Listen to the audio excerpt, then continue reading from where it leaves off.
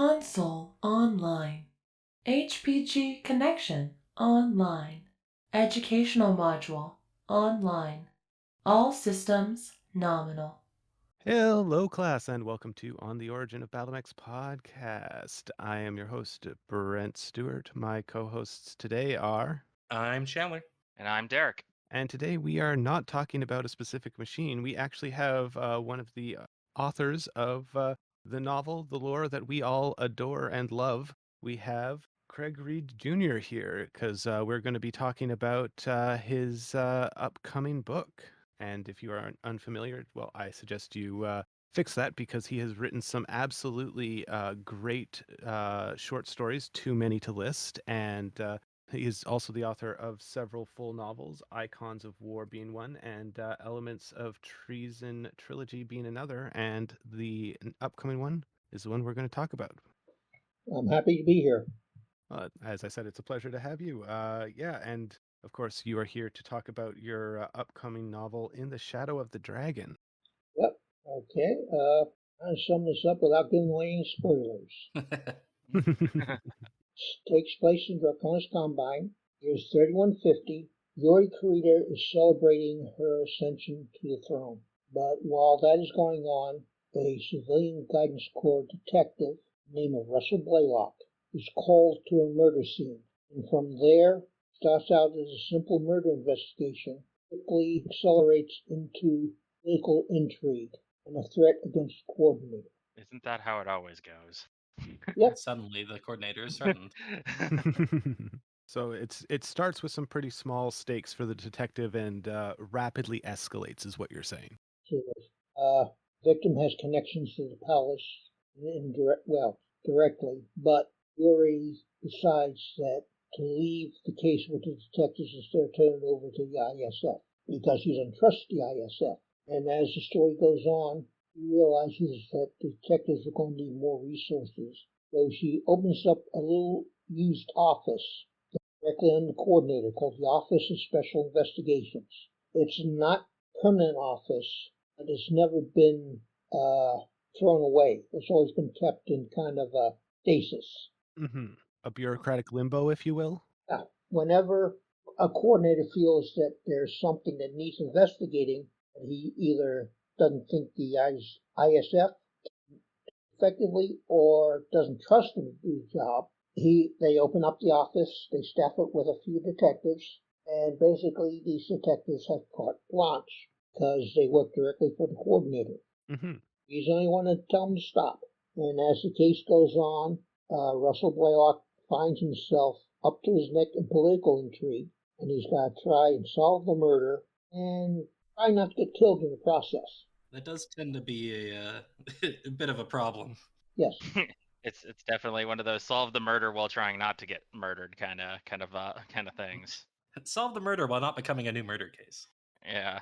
You're saying there's intrigue at the palace? Color me surprised. But I look at Yori and her close circle of people who she trusts, and we have Russell Blaylock and his close group of people he trusts, and how they interact with each other. Then you have a main villain who represents the bad guys. Mm-hmm. He's not the top villain, but he's sort of their best field agent with his own group of people that he doesn't trust. That always seems to be how it is with bad guys. They just don't trust. Mm-hmm. That's why they're the bad guys.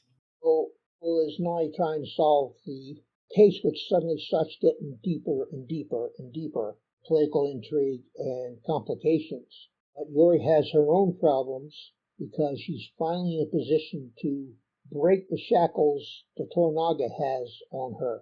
Mm. For the last 13 years, she's basically been his puppet, and she's been working like mad to break those chains without getting herself killed in the process. Yeah, that's definitely been a kind of a undercurrent in the Kurita story of the Dark Ages. Is as soon as Yori comes into the picture, it's very much you almost get like a Shogun scenario from medieval era or quote unquote medieval era Japan. Yes. Where the emperor is in charge, but really it's this warlord. Mm-hmm. And now we're getting the emperor or empress, the coordinator, pull power back into her hands.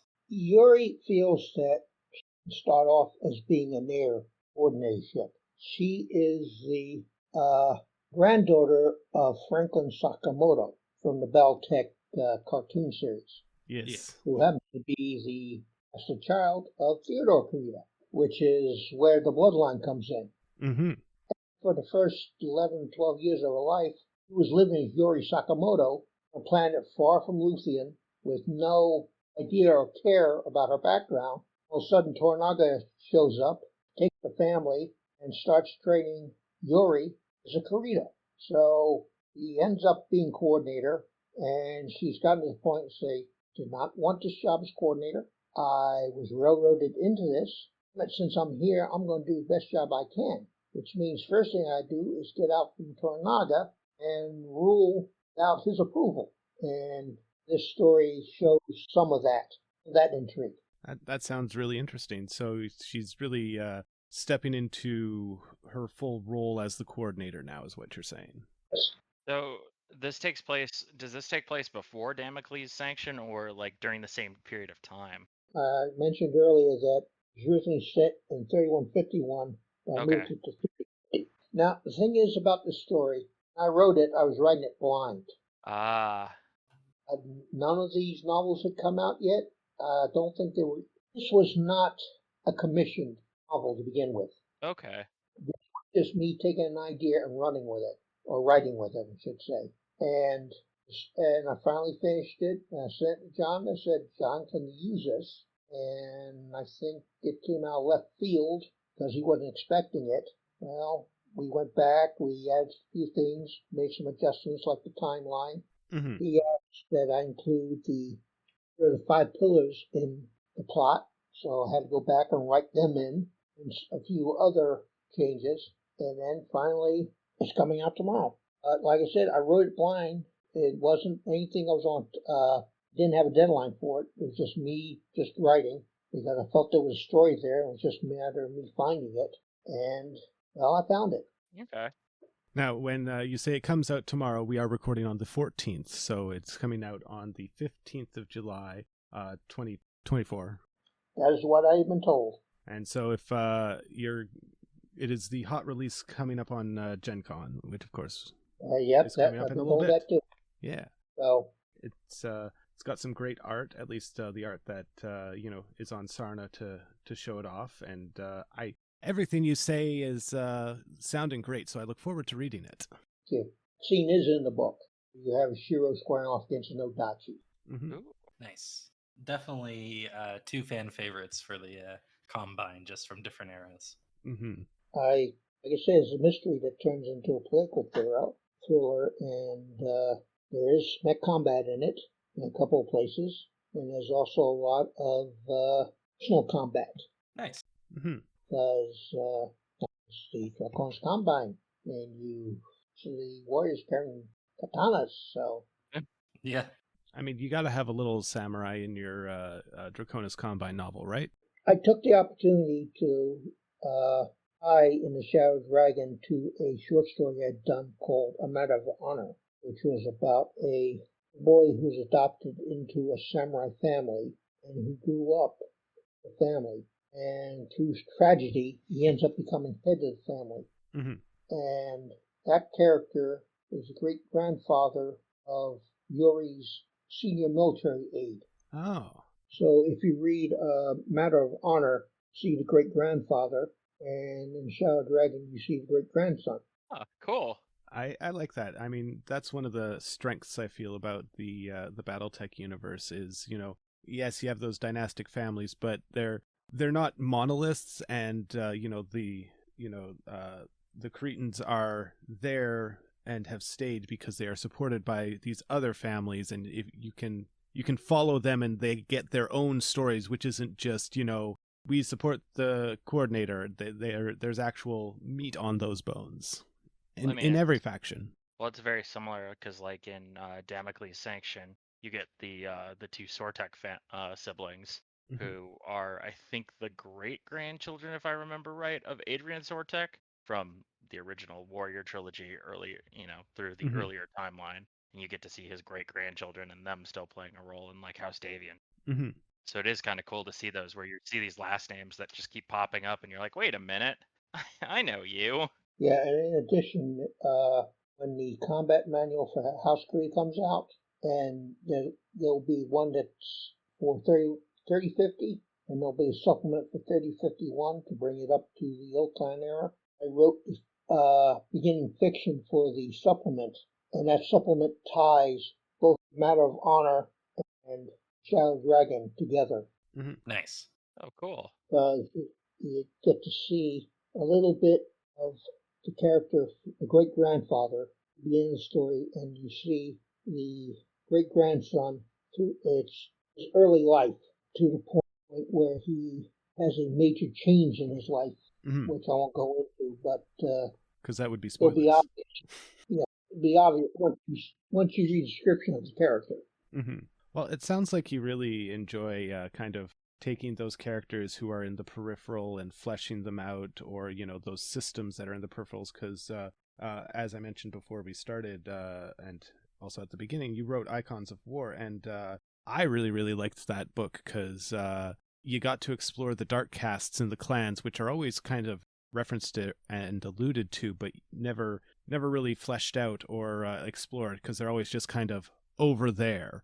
Well, I got the chance. That story idea came out of a writers' conference at Gen Con, which I wasn't part of, and it was suggested that right coming up to the invasion, currency is nowhere to be seen. It was a SOCON.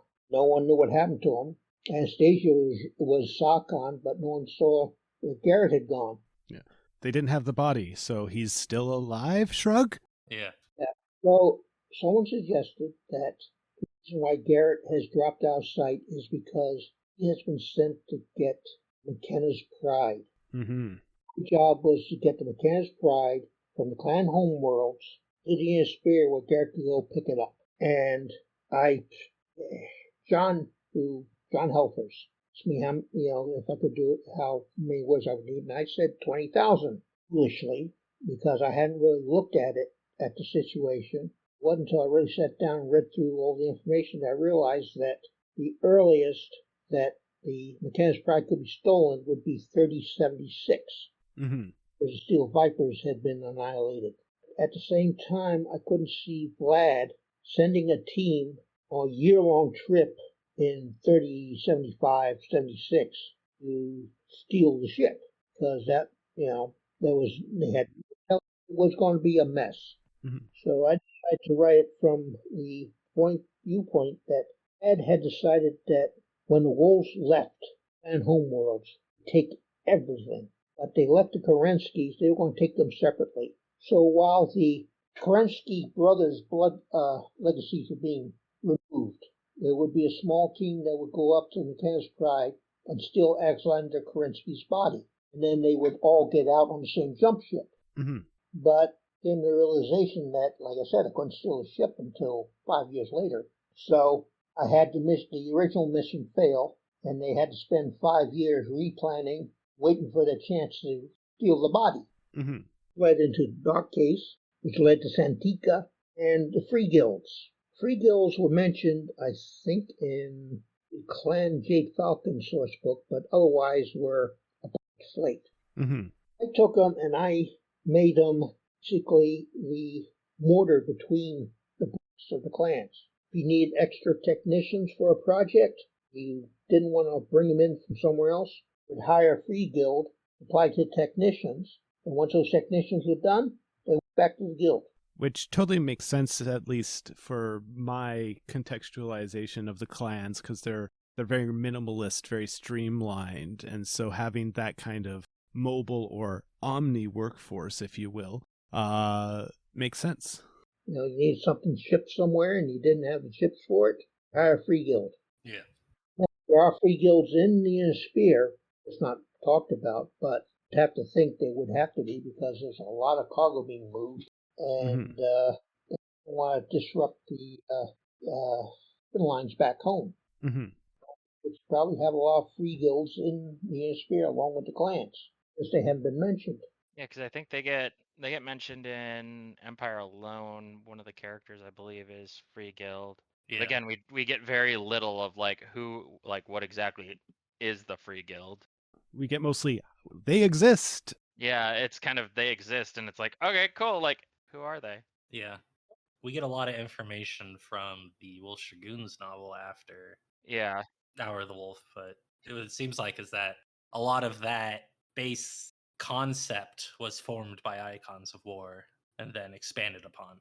And it allowed me to also know that the Dark Case aren't all sitting out in a cave somewhere in the middle of nowhere. Yeah. Case are basically the Klan's version of organized crime. Yeah. Mhm. And that allowed me to the team that was supposed to take the body a base that they could work from.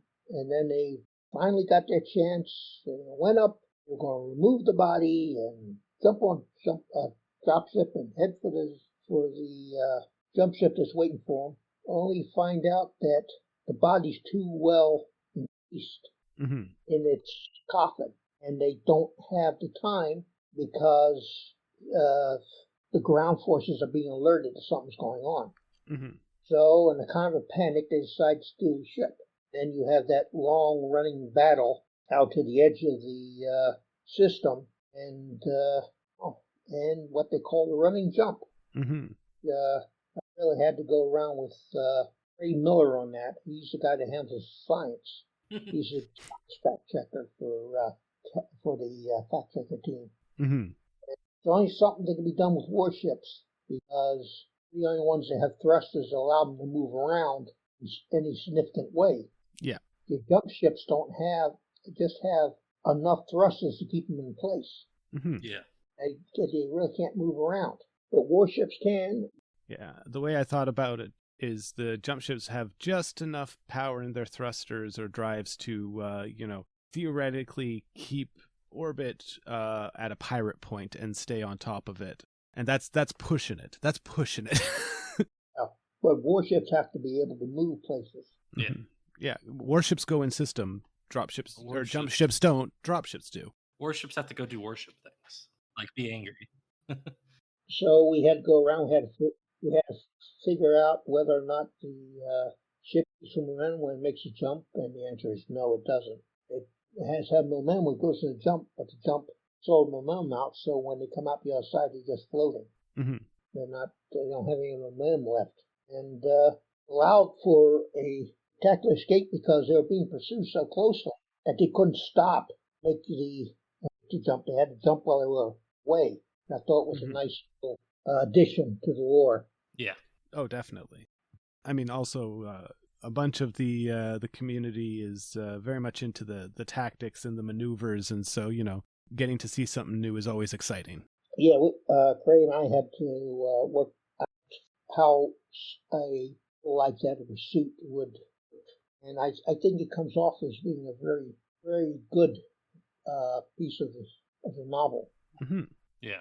So early on, you mentioned that you chose to write in the Shadow of the Dragon. It wasn't something that was like planned extensively beforehand. Was there a reason that you really wanted to capture this changing of Yori Kurita from more of a figurehead-esque character to engaging as her own coordinatorship? He was not the major thrust. It was this history, and it gave me a chance to basically show off Civilians Guidance Corporation, not corporation, Civilian Guidance Corps. Up to that point had been mentioned, and basically it's just the street officers wore these funny uniforms, but who enforced the law, which is fine and well for the average street thug. But we have murder cases and cases and other cases which are serious don't rise up to the ISF level of involvement. The ISF is involved in protecting the state from outside and inside agitators. They don't handle regular crime. Mm-hmm. So I got to build the Civilians Guidance Corps Detective Bureau and show that even though they're in a highly structured police state, you still have guys that do good jobs like solve crimes and file paperwork and arrest people, all the things that society needs to remain lawful. A society cannot function on coordinator decrees alone, after all, right? Well, It allowed me to show that off part, and they have ranks, they have title, which I just cribbed off the Metropolitan Police Force rank system off of Wikipedia. I mean, why invent something when there's something already there you can use? And the idea was that after the biggest incursion, they rebuilt the city. They also rebuilt the Civilian Guidance Corps and made it so that still expected to break heads, but they're expected to break the right heads, as opposed to randomly breaking people's heads without a good cause. Yeah. And also, let me show off a little bit of the palace tree. Allowed me to show a little bit off of the Order of the Five Pillars and deepening some of their lore, I guess we'd call it. Mm-hmm. And also allowed me to introduce the new Keeper of the Family Honor. Makoto Kurita is back to another character, great-grandfather, who was Mai's Kurita. He was the last governor of the Rasselhague district before Rasselhague declared itself independent. Mm-hmm. So he's the one who's caused the Ronin Wars. No, this is the guy who appears only, I think, in the original House Kurita source book. Okay. And he basically is a guy who can get along with everyone, which is very rare for some of his family. He can get along with anyone. He's very offensive, self-effacing. He's the type of guy who can get anything he wants if he just asks for it. And it says in the description that he says that his main job as the Rasselhague governor is wearing gray and keeping one's mouth shut. That makes sense. And ask his cousin Takahashi Kurita so often, basically phrasing it. The villains would kind of like this if you built this project here or over here. Takahashi basically, let him get away with it because he was keeping them from becoming a problem. And it was just easier to give Mize the money and let him build a project. Mm-hmm. Well, Makoto is his great-granddaughter who shares some of his ability to get people to do things she wants. So what you're saying is that branch of the Kuritan family tree has capital P presence. Because besides Maj, you have one son mentioned, and he ends up joining the Rasselhague Republic and becomes, I think, commanding officer of one of their regiments, one of their mech regiments. I can't think of his name off the top of my head. That's what Sarna's for. But we don't need to look him up. I'm just making a quip there. He I believe I know who you're talking about, but I can't pull the name out of my meat space either. So my head is going, there's so many Kuritans in that family tree. Which Kuritan is that again? She's also diplomatic, but she has her own way of doing things to make her different from most because of family honor. Mm-hmm.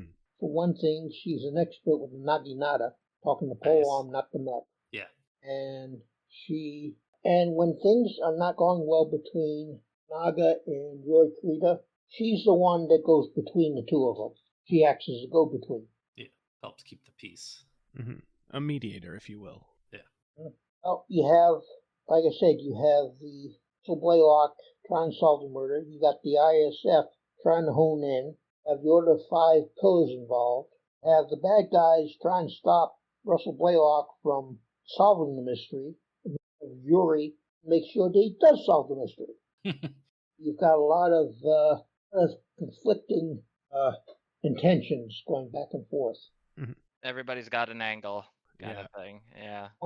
Everyone is making sure that their angle wins out. Mm-hmm.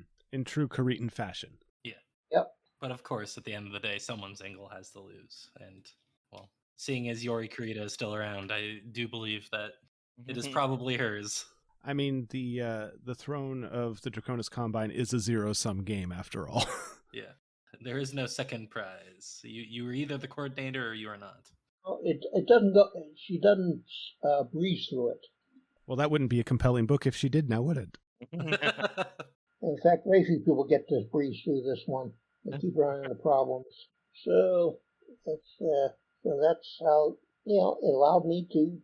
I love doing some in-depth expanding of the different cultures. I guess you'd call it. in House Korea, you see a lot more of the Order of the Five Pillars and Civilian Guidance Corps than you had seen before. And you see Yuri more so not only as the coordinator, but as she talks to her really only friend, who's her aide, that she needs to be Yuri Sakamoto once in a while to remind her that she is more than just a coordinator. Mm-hmm. Oh, that sounds very interesting, and like I said, I look forward to reading it. Well, it should be out tomorrow. I haven't seen the final book myself. Hopefully, I will see it soon. And right now, while that is coming out, I'm working on first book that three of us authors are doing. We are doing the War Reading trilogy. Ooh. Yeah, I know Jason Hunt. I know Jason. Sorry to cut you off, but I know Jason Hans is also working on it because he likes to tease some of us podcasters with, "Hey, look what I'm doing." He is writing the second book. I'm writing the first book, and Phil Lee is writing the third book. So we're all talking to each other. We're all writing the first draft. Once we get the first draft written, we'll go through and try and streamline things. So we've got a working story. It hasn't been easy because we only have to rely. The only source we have is the War Reading source book, and that at times is a bit annoying because there are certain places where there's just a mention of something important and there's no detail. It can be a little sparse at times, we'll say. Yeah. I was looking for a character that's mentioned in a scene I'm writing right now, and it's a clan Sarkhan, and they're only mentioned twice in the book, and neither time do they mention the first name. And you're like, you're a Sarkhan. You need to have a blood name.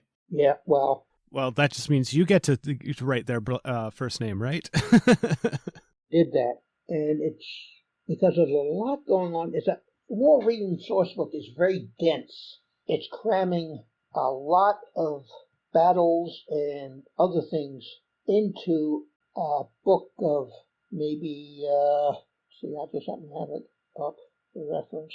258 pages, and that includes the rules and the other details. Mm-hmm. So we agreed on certain characters that will appear in each book. We agreed on what sections we're taking. I've got the beginning, as I said, leading all the way up to the blood chapels. And it up, and Jason's story will overlap mine a little bit. We'll take a different set of plot lines, weave a couple of mine in through there. He'll have his own plot lines for that book, and then you'll play through that, and then Phil have to come in and clean up both our sets of plot lines and try to present the War Readings a little more readable format, more personal format. Mm-hmm. Instead of being said that Con Evans did this in the book, you'll see him actually do it. Show, don't tell, right? It's, why does he do it? How does he do it? Type of thing. Also, in a few curveballs, which I won't get into, that will surprise people. I think a lot of people are looking forward to it, especially because, Wars of Reaving, all we really got was, here's a source book, here's like this devastating, just, the clans decide to commit genocide upon genocide and take everything to, crank it up to 10, essentially. Yeah, but they don't really, and you'll see more to society, how they're structured and how they react, and also we'll see some of the fighting through the eyes of certain characters. Like I said, there are a few surprises in there, and it'll be the last look you'll get at the clan homeworlds for a while. Yeah. We don't get to look at them often, but when we do, we appreciate it. Yeah. It's like looking at the Taurians. You don't get to see them very often, but when you do, it's appreciated. Usually it's because they listen to the Rough Riders. The Rough Riders don't appreciate them, but, Oh, Well, that's another project I'm working on, is the Rough Riders War with the Concordant. I look forward to it. I look forward to it very much so. Finish up the War of Reaving. There are a few surprises in there. A few things that the source book doesn't touch. And down the road, hopefully we'll see more of them. Yeah. Hmm. So on that note, because you did mention Hanson's Rough Riders, and I know Bourbon from the Valhalla Club would never forgive me if I didn't ask some Rough Rider questions, because I too enjoyed it, especially because in my local community is a diehard Turian fan, so I got to wave that in his face and be like, look at you getting smacked around by a mercenary unit. What made you want to write that story? I mean, I know it's because it's set right after the Bromhead massacre, and it's kind of them, doing their going off the leash, but at the same time, one of the main characters is the AFFS liaison who's kind of got, straddled with holding this mercenary unit that's obviously starting to go off the reservation on the reservation, or at least, keeping them in line with, hey, you're doing House Davian's work, just don't go too far. But they're, I mean, as we see, they're pretty far gone, where they're not, they're very much take no prisoners, give no quarter, kill them all kind of mentality. If you look back at happens when mercenaries dependents are killed, it never goes well for the people doing the killing. I wrote a story for the Rindy Light Horse anthology. It's called No Tears. Yep. Mm-hmm.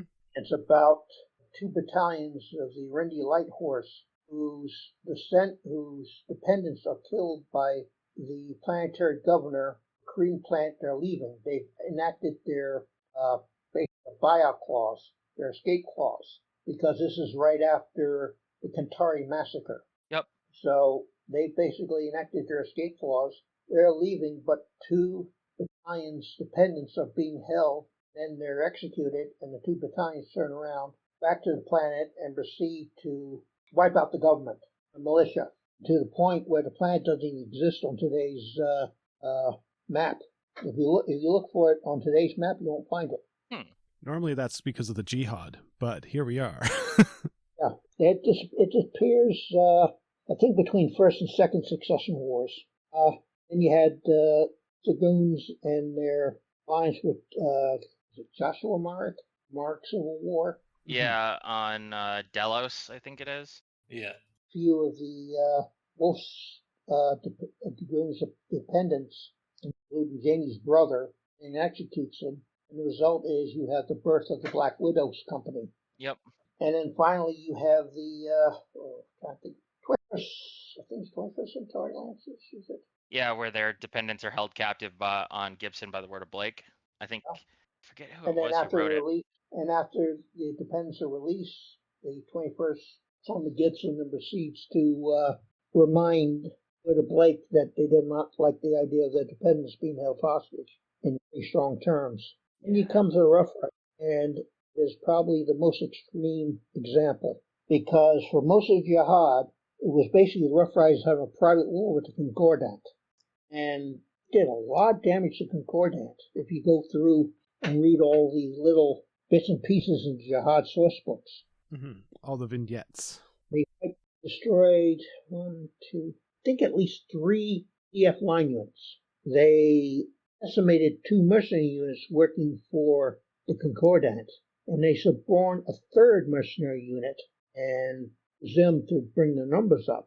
So by the end of the war, they've accounted for about somewhere between 20 and 25% of the TDF units. Yeah, they do a number on the on the on the Turians to the It point was where one of those. It was a war in which both sides didn't leave anything on the table. Sides used nukes. The Taurians used orbital bombardment. Rough Riders wrecked Taurian infrastructure and didn't really care about civilian casualties, and it was just a bloody sideshow to the main jihad. And finally, the Davians decide that maybe it's not a good idea to leave the Riders there, and they take them and they send them to Terra, where they get nuked. well, I think by that point, if I remember right from the timeline, is by that point, like during when they're doing their little like private war against the Concordate, New Avalon's occupied, the government's kind of on the run. Like the Federated Suns doesn't really have a like chain of command, so no one's really telling them not to do this. And then I think by the time that by the time someone can weigh in, it's kind of Yvonne's at that point where she's reasserted some level of control over the government, and they're looking over Mhm. towards the Turian border and going, what in the hell has been happening over there for the last few years? And they're like, we need to make them go away so the Turians will stop doing their thing and we can, focus elsewhere on putting the pieces back together. We're Mhm. playing war crimes on both sides. Koreans had a warship which they used to bombard planets without, without restraint. And like I said, the Rough Riders used nukes, threatened to use nukes more than once. And they also did their own version of Sherman's March through Georgia a couple of times. So by the time Operation Matador came around and the Federate Sons took the Torian worlds, there was much of a TDF left to fight them. Yeah. And I did Blood Rage, which shows the Rough Riders going after the unit that actually did the slaughter of the dependents. I've heard anywhere like between 2 and 5,000 people were slaughtered, Second Torian Lancers. For some reason, you had 2 battalions show up from Middale, where Riders are the garrison. It's like never been able to understand that. So I would think the last place you'd want to send the Second Torian Lancers is right into the Hanson's Rough Riders. And in the novel, they just annihilate the Torian Lancers. They annihilate both battalions. And later on in the war, annihilate the 4th Torian Lancers, which at the core was the remaining battalion of the 2nd Lancers. So they wiped out the 2nd Torian Lancers as a unit. Let's see. It was a brutal, nasty war there, and really want to explore it more because it is probably some of the most brutal fighting in jihad. And that's saying something because the jihad. Yeah. I know at least from my perspective reading that, because right now as a serving active army officer, kind of reading through that and looking at it from the perspective of, actually got the character's name pulled up here. It's Alexander Knightsburg, the liaison. You're essentially bound by the military code of honor and laws of armed conflict and whatnot, and you're kind of seeing him trying to rationalize and trying to hold them back, kind of thing, of being like, whoa, like, let's not start war crimes tribunals here. Like, kind of what we get taught in, at least when I went through career course, all of our instructors, whenever we did tabletop combat exercises and some other stuff, they always said, don't do anything that's going to end up on CNN.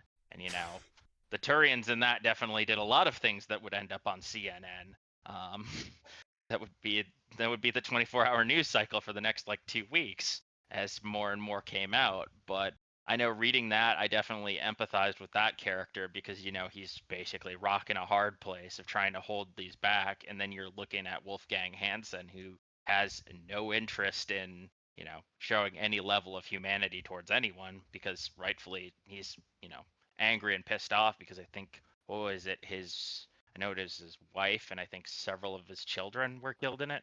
Well, the idea is the reason why the Rough Riders haven't stormed Victorian spaces because Duke George kept all the jump ships away Middale, basically stranded them on Middale, and they can't do anything. They're just staying there and they're stewing in this anger. Mhm. And some devils show up in Taurian colors. Well, it's like waving a red flag in front of a bull. The result is Direction Devils gets bored badly.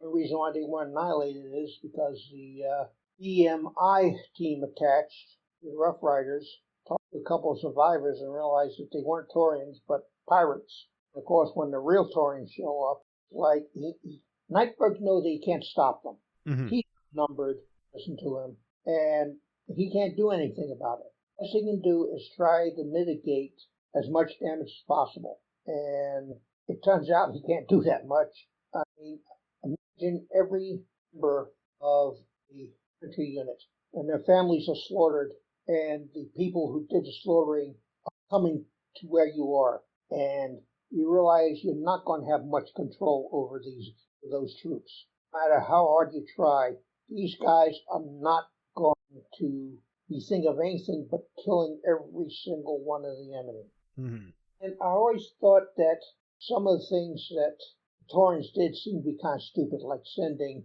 the Second Taurian Lancers to where the Rough Riders are, or some devils showing up as Taurians, even though that is their MO.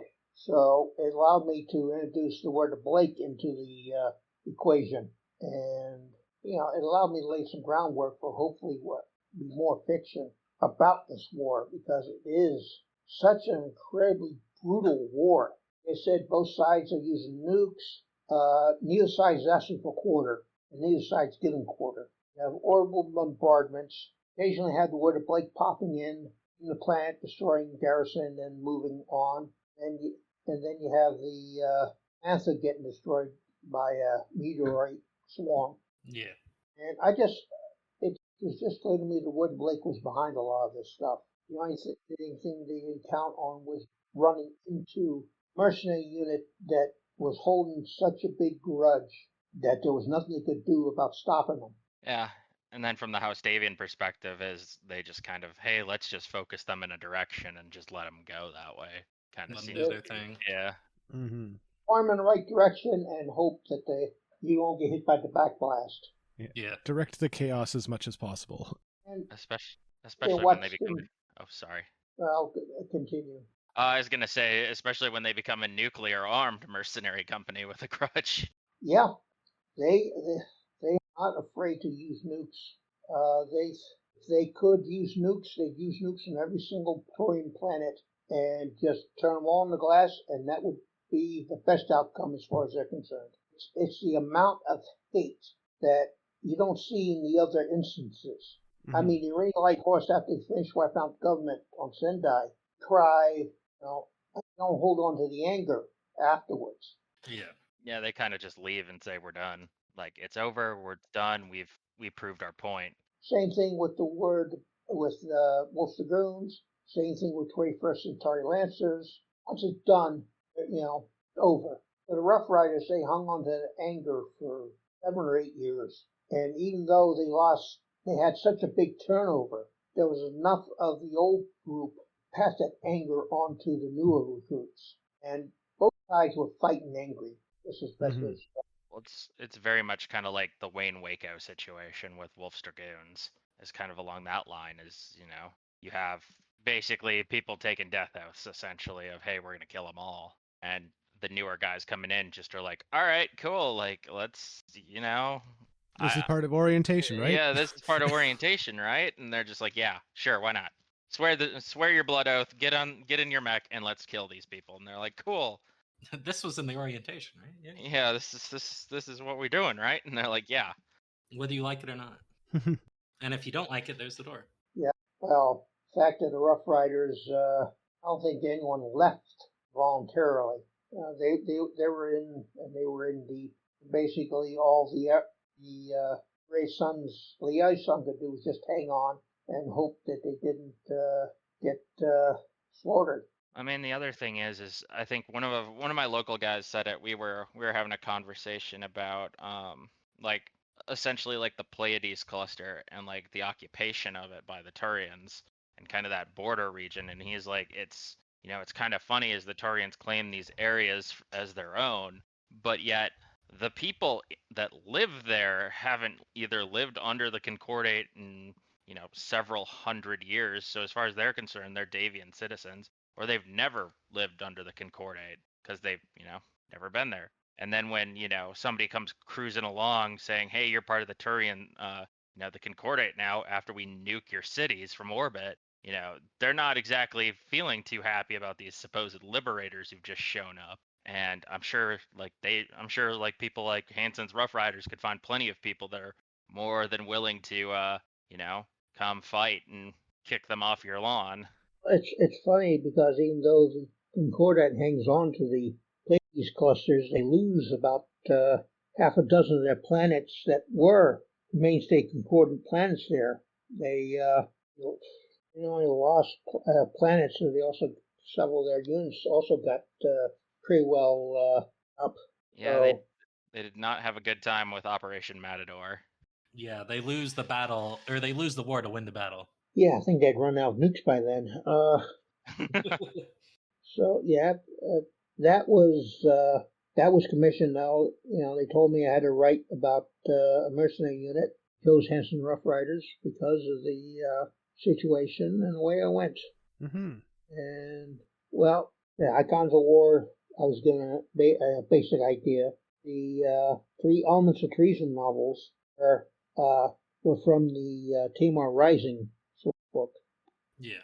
And I was told I need to show the formation of the Tamar Pact for marches, and do a novel on the Health Horses. So, Which I will say, as a Hell's Horses enjoyer, you have you definitely was really cool getting to read about them in a novel. So it was also great because, again, I got to deepen them, some of the traditions, some of the going on inside the clan. The inner clan politics. Clan politics, I mean, they kind of glossed over it in the Tamar Rising first book, but the novel gave me a chance to show why the two cons were at loggerheads and why it was a bad idea.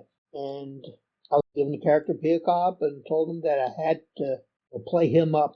So I made him a scholar. I made him someone who could write and write persuasively, and to point out where and he wasn't afraid to point out the horses made mistakes.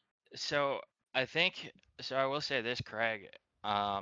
That novel, the writing portion actually resonated with me, not resignated, resonated with me very heavily. Because you wrote that, and I read that at about the same time that there was a bunch of articles, at least on the Army, like the professional writing side of things, coming out about issues within maintaining or like retaining the United States Army Officer Corps. So not trying to get into real world here too much, but I just found that funny because I was reading that at the same time that I'm reading a lot of professional articles talking about the future of the Officer Corps, and I was just sitting there being like, does this man predict this, that there's going to be this huge storm of military professional writing at the same time, and now I'm reading about military professional writing in my sci-fi. So it was I thought it was kind of funny at the time, and definitely helped me get really into that novel because I really enjoyed it. Yeah, thank you. Peacock's also a lateral thinker. He kind of thinks outside the box, and that's why it's got him into trouble. The clan's very much like their box, thank you. Well, that's also very, very United States Army too, right there. His proposal about those who are going for a position like Star Commander, Star Captain, is to, how good are they as commanders? So if you have 4 or 5 people who want the position, go through and you give them a size, leading a star, and then the top 2 get to duel for the right to be the new Star Commander. Mm-hmm. And same thing. The idea is he sees it as, just because you're good enough to kill everyone else who's challenging you. Just because you're good enough a warrior to win the rank, are you good enough to actually command at that rank?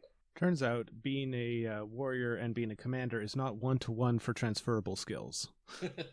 Yeah, so his idea was you get the most able commanders who are also the best warriors, or leadership potential would improve. Because we've all, in the writings, you've always seen star commanders and star captains who wouldn't be otherwise given command of a latrine.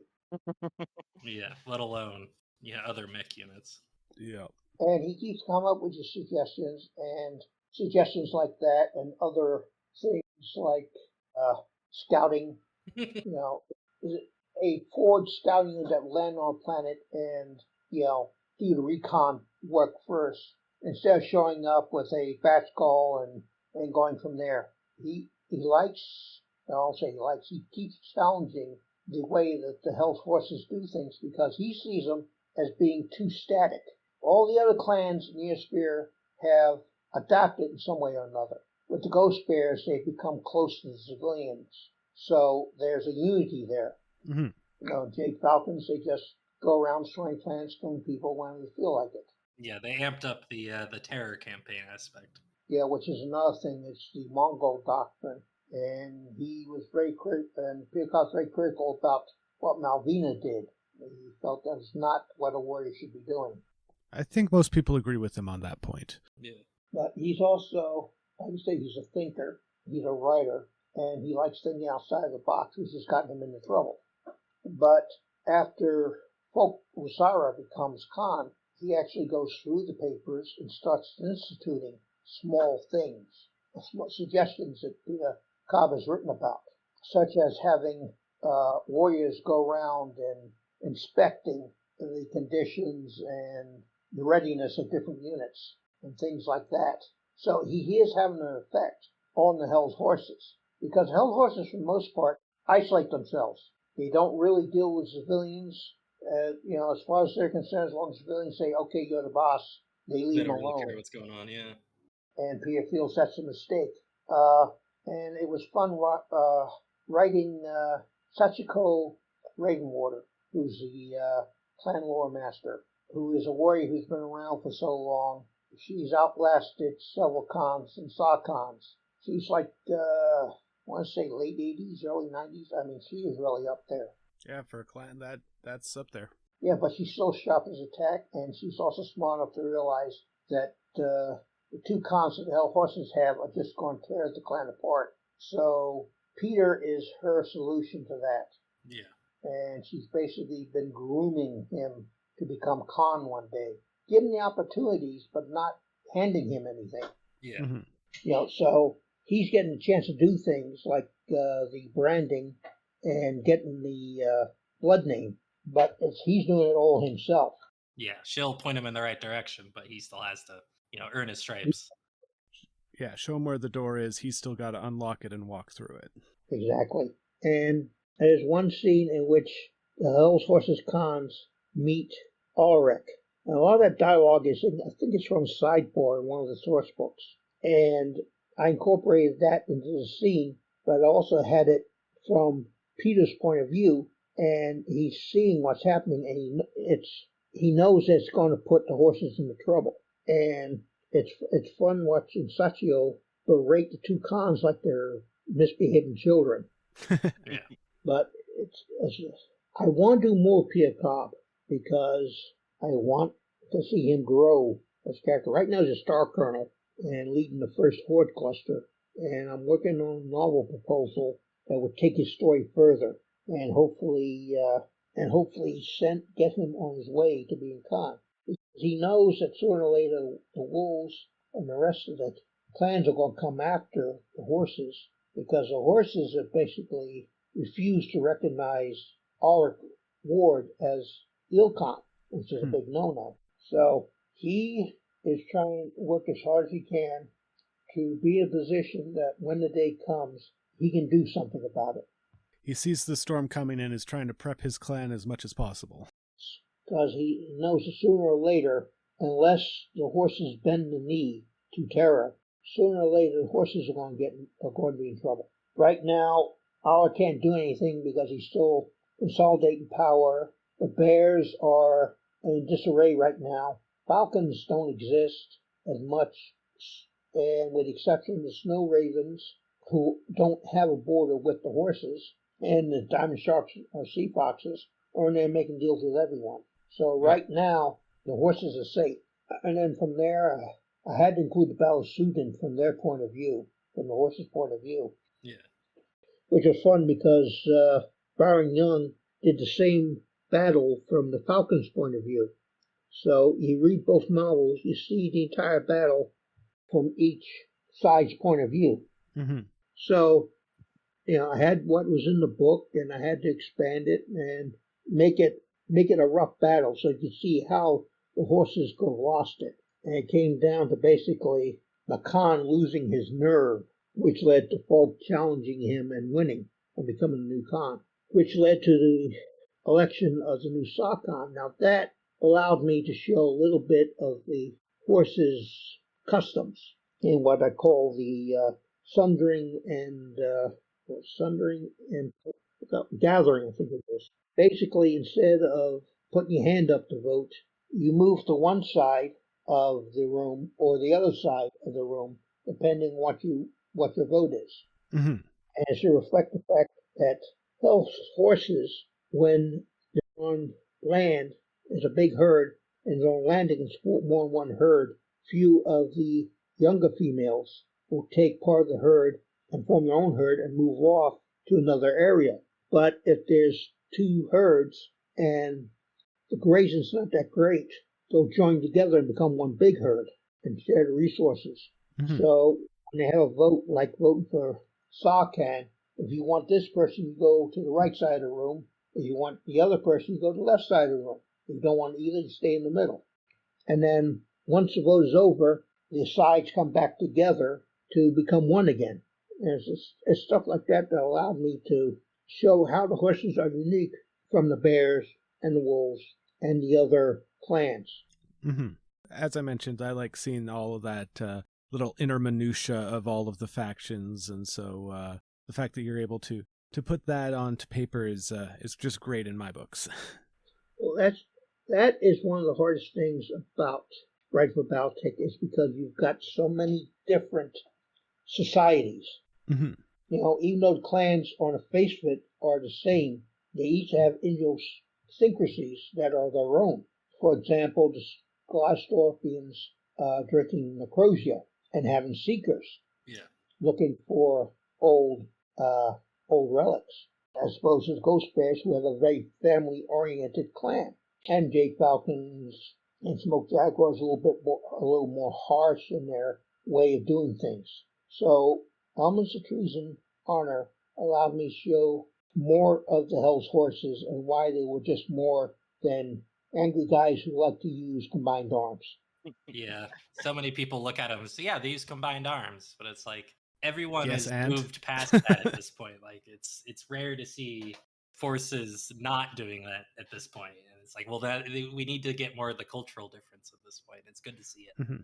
Yep. Yeah, and well, the other two Almond Street novels, opportunity was a chance to give more background to Velvet Brewer, who has been up to this point this bad guy, 100% bad guy who failed visibly as Archon, but otherwise was still alive.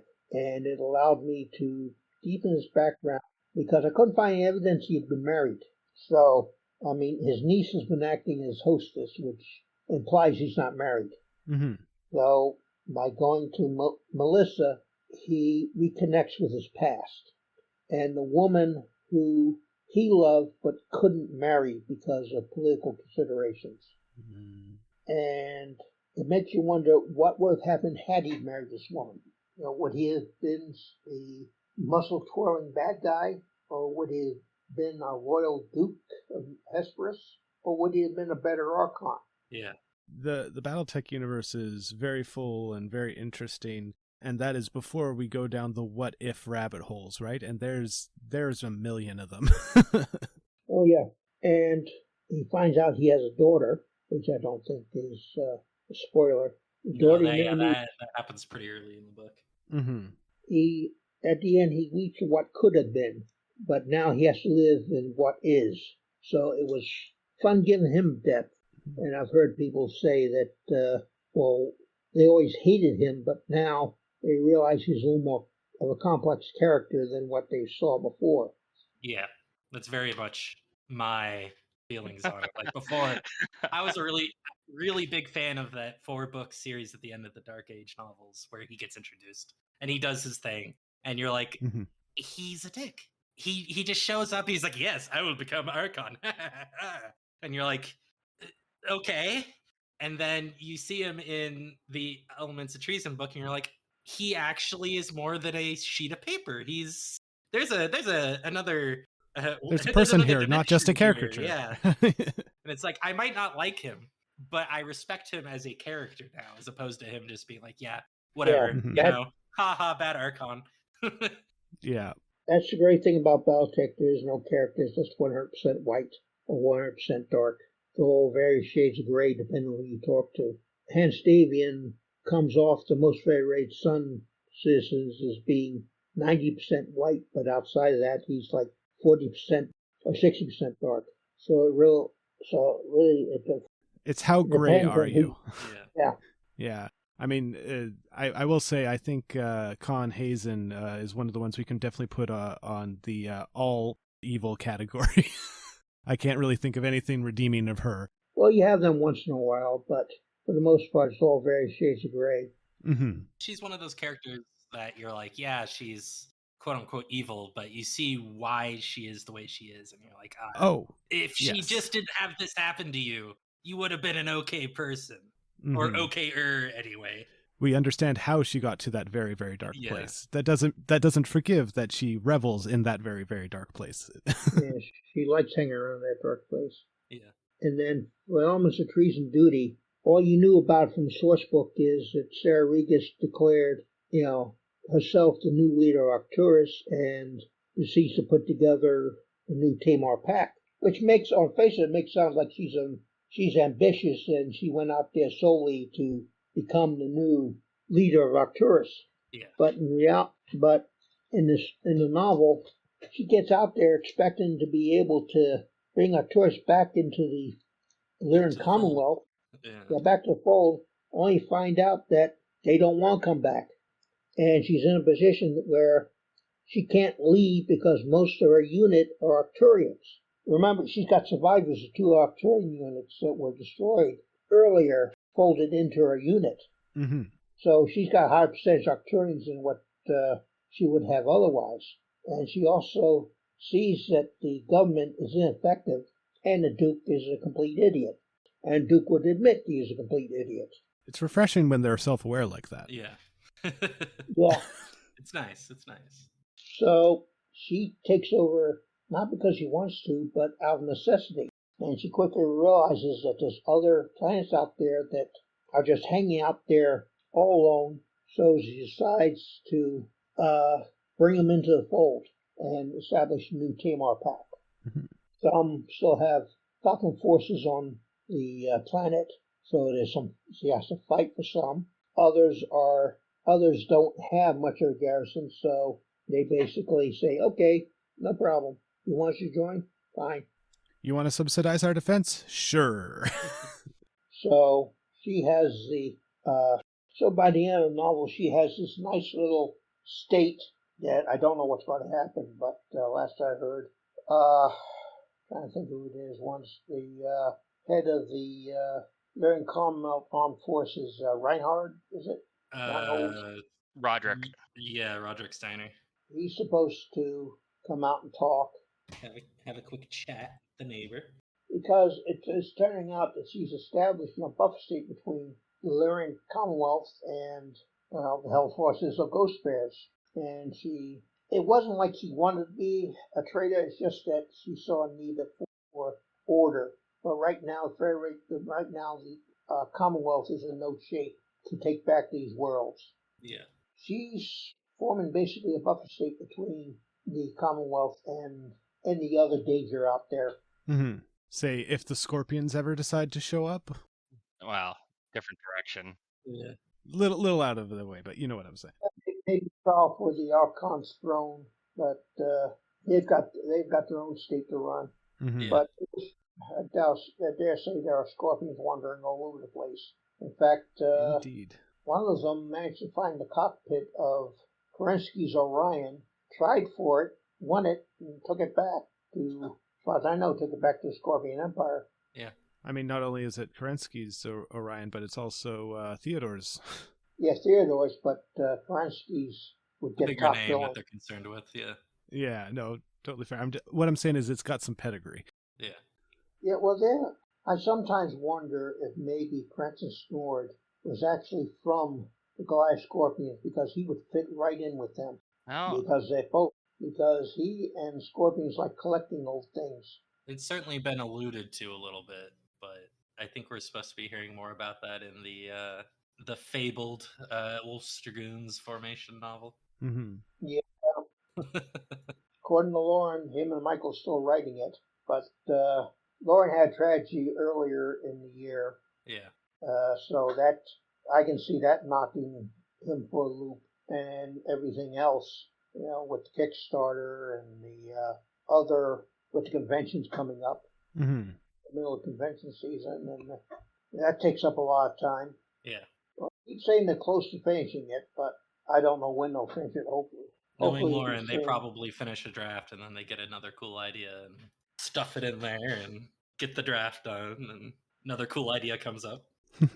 It's just there are so many places where you could write novels. You've got the Inner Sphere has a lot of rich tapestry that is yet to be used or utilized, I think is a good way to put it. Yeah. Well, you've got the Reunion War, all the way back at the start. Then you got the American Civil War. Then you've got the First and Second Succession Wars. And then you have the Jihad. I mean, you could write 100 novels in those places where there's very little writing. Mm-hmm. And that doesn't include the Ill Clan era.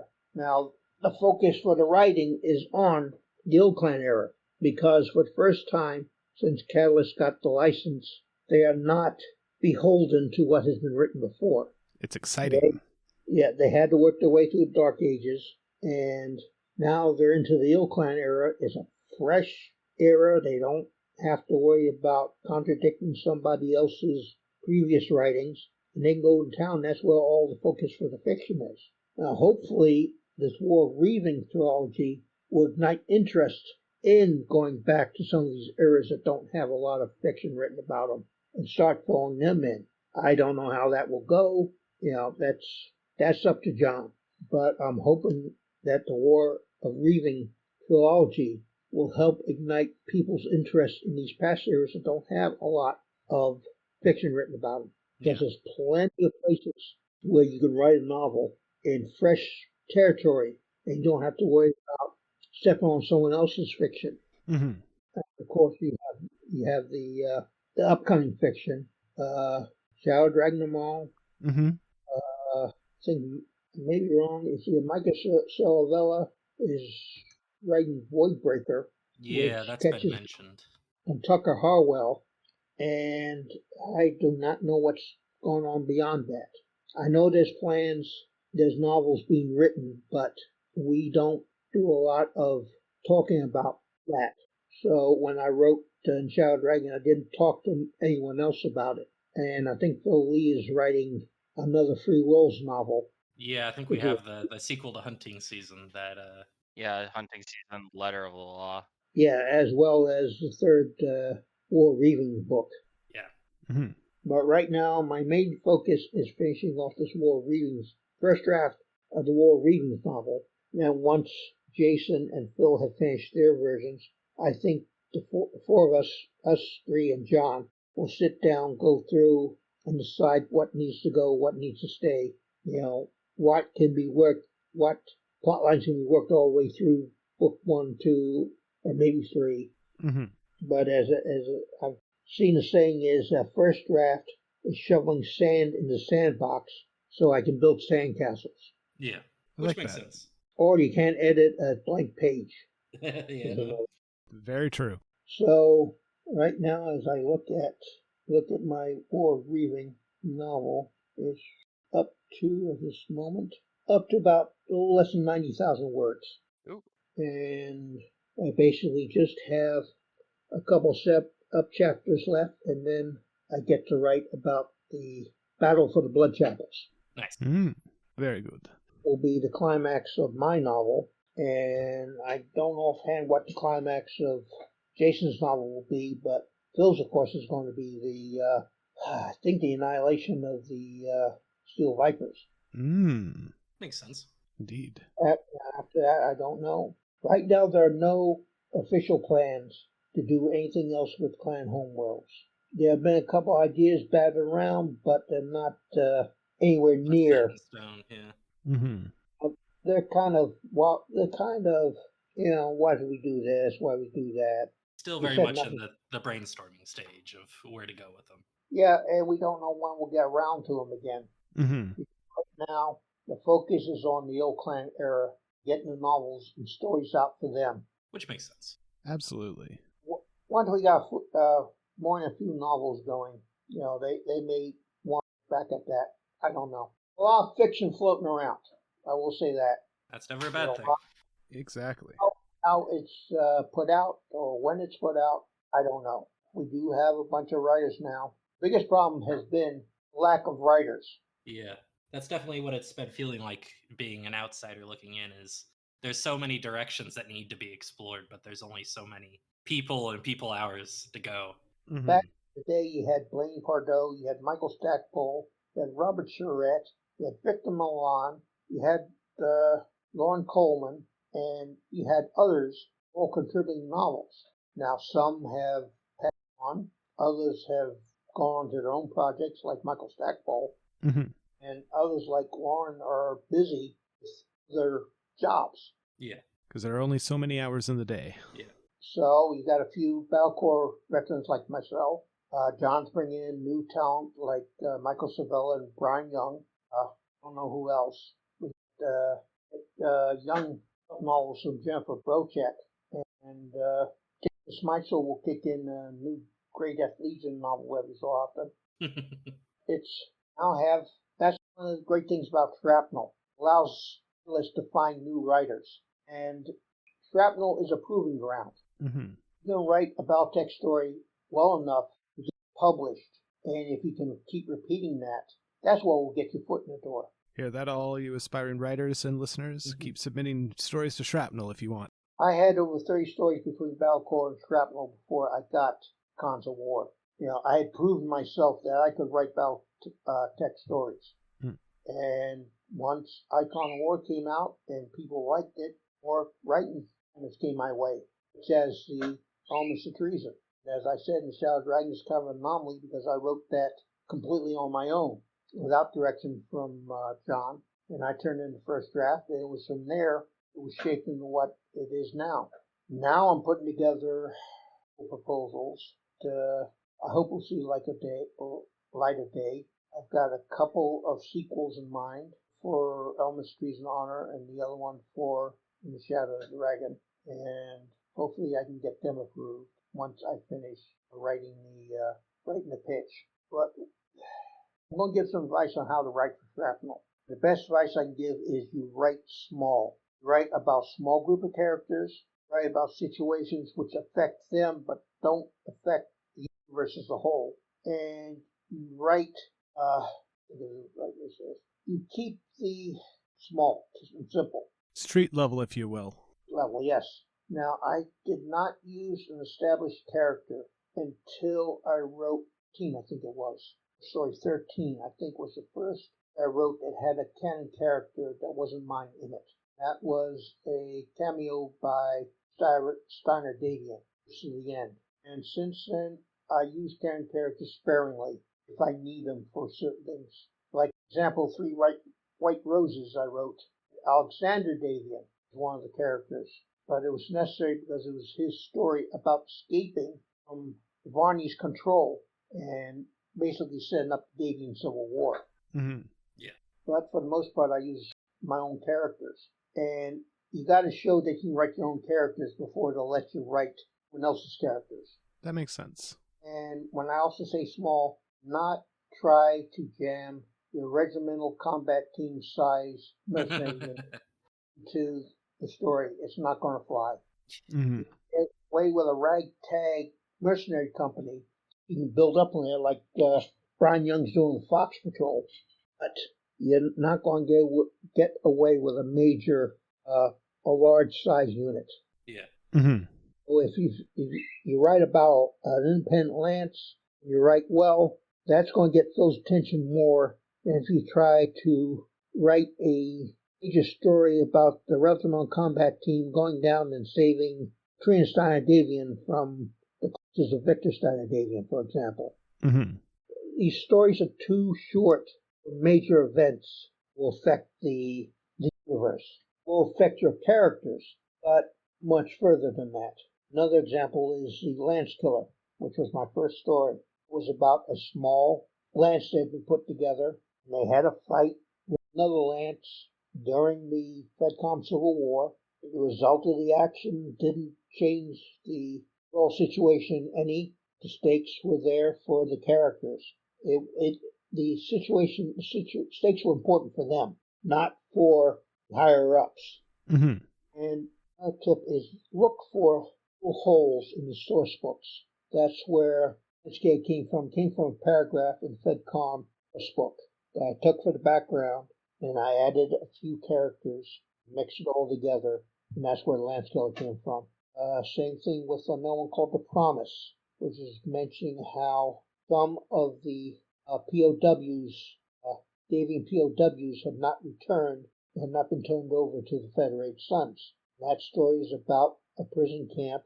It's run by a renegade faction the Combine basically didn't bother to tell the coordinator they had these POWs. So it was a unit. It was a small Great Sons unit going in and rescuing these POWs. Mm-hmm.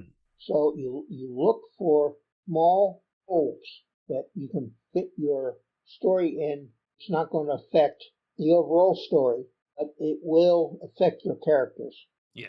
That sounds like some great advice. So when I say write small, keep everything at street level. Not going to be able to write about a major battle from a 20,000 foot view. But you can write that same battle about Grunt in the foxhole or the Grunt in the assassin. Example, first of the cracked canopy stories in Scrap is about death of Waco's Rangers on Coventry. That story was told from a ledge commander's point of view. It wasn't at higher levels. It was just him and his lance and what happens to them. And that's where you're liable to have your best success. You can show that you can write small stories like that. Keep doing it. Sooner or later, you're going to get John's attention or Phil's attention, and they will invite you to pitch for different things, such as the Light Horse anthology, or other anthologies, or if you do enough, then they'll start asking you, do you want to do a novel or a novella? Once you've proved your chops and have put in your reps. Yeah. Exactly. Well, that sounds like some great advice and a great little moment to wrap up. It was nice doing this. Mm-hmm. It's a nice change of pace. So we'll have to have you back on when you have another novel coming out. Make it a tradition. Got the War of Reaving. I don't know when it'll be out. We're still working on the first drafts, but we are getting close to the end of them. I mean, this show, my show, we're going through chronologically all of the battle mechs from the beginning to the end. So I think you got some time because we're on episode 130 and there's about 600 of them. So we call that job security. Have you done the Zeus yet? No. Actually, the Dragon just went live, the first of the two, Part A and Part B, and then the next one we are going to be recording is the big boy himself, the Atlas. Well, the Zeus I used in the Balcor story 13, and in the Shrapnel story Laws is Silent. And the Zeus is called 13 because it is the 13th Zeus ever built. Ooh. And it has a reputation for being haunted. So the Black Marauder isn't the only one out there. The thing is, the pilot during those two stories is Angar Sadowski, and he is recovering from a mental breakdown. This is right after the end of the FedCom war. He fought for Nandi Steiner. He fought hard to the point where he gained the nickname the Wolfjäger because he was about the only field commander that the Clan Wolf couldn't beat. He gave more than he got. But in both stories, he speaks to his dead sister. Now, I don't know whether or not she's actually haunting the mech, or if it's just his mental his mind playing tricks on him. His state of mind. Yeah, his state of mind. And what's funny is that his grandson is in Elements of Treason duty, Sarah Regis's aide, and he is now piloting 13. So 13 is still in the family and is still around. That's why I recognize that name. I was sitting there during the story. I was like, I know that name from somewhere. And it never occurred to me till you just mentioned it now. Yes, well, Emil is the direct descendant of Ansgar, and he has the excuse to prove it. I mean, it's a fine Battletech tradition of keeping the mech in the family, right? Right, well, the tradition is part of a noble's collection, but when the Word invaded, the noble gave up the collection, and some mech warriors into him and started fighting as a resistance. Mm-hmm. Well, now, as mentioned, the novel is coming out on the 15th in The Shadow of the Dragon, and so that's where you can read the most recent work from our esteemed guest today. But where can they find you online if they were so inclined? Well, I'm on the Baltech forums as Turbo Turtle. There's no TRBOTRTLE. I'm on there regularly, so if you hunt around, you can usually find a post or two from me. There you go. All right. Well, with that, I thank you again for your time, and I think we'll wrap it up and say class dismissed. Everybody have a great day. Stay safe out there. Have a good one. Glad to be here. Stay safe. Module complete. System standby. Would you like to load the next module? Praise be to Craig. Praise be to Craig. Praise be to Craig for recording and for being here for the interview. Praise be to Robot Craig and Human Craig. Mm-hmm. Which one is from the Mirror Universe? I wonder. Yes. Which one's the Word of Blake plant? All right. Yes.